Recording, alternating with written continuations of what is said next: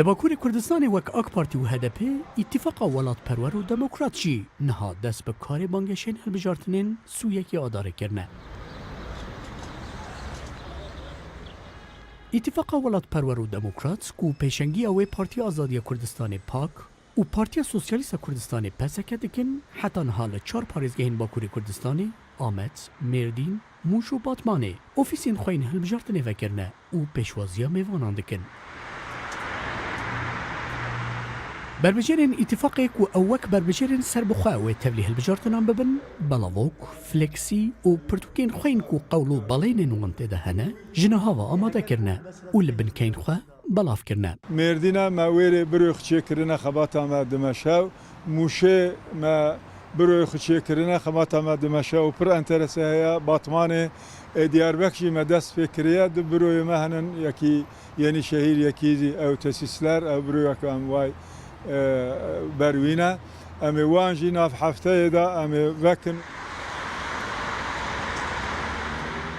اتفاقا وڵاتپەروەر و دموکرات وەک HDP و ئاک پارتیên هەڵباکووری کوردستانê dest bi xebatên xwe kirine, hêdî bîroyên ofîsên xwe yên hilbijartinên jî saz dikin.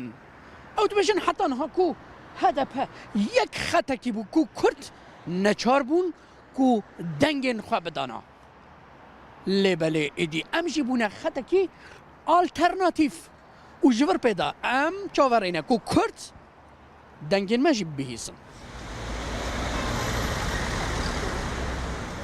Herçend pêşengiya îtifaqê du partiyên Kurdistanê bikin jî, beşek ji siyasetmedarên ku serokê partiya wan bi HDP re hevpeymanî encam dane jî piştgiriya îtifaqa welatperwer û demokrat dikin. Serokê Partiya Azadiya Kurdistanê ku niha di nav liv û xebatekî berfireh daye, pêşbînî bi wê yekê dike ku avakirina vê îtifaqê gavekî dîrokî ye. Ji niha ve me derzek li vê bêdengiyê, derzek li vê yekrengiyê, derzek li vê zexta aliyekî zexta dewletê, aliyekî jî zexta ku HDP dibêje ê ne ji min hevalê dewletê ye, me derzek baş li vê xistiye.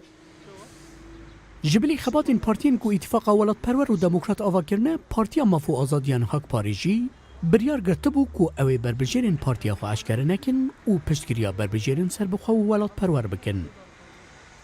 Mehdi Mutlu, Rûdaw, Amed.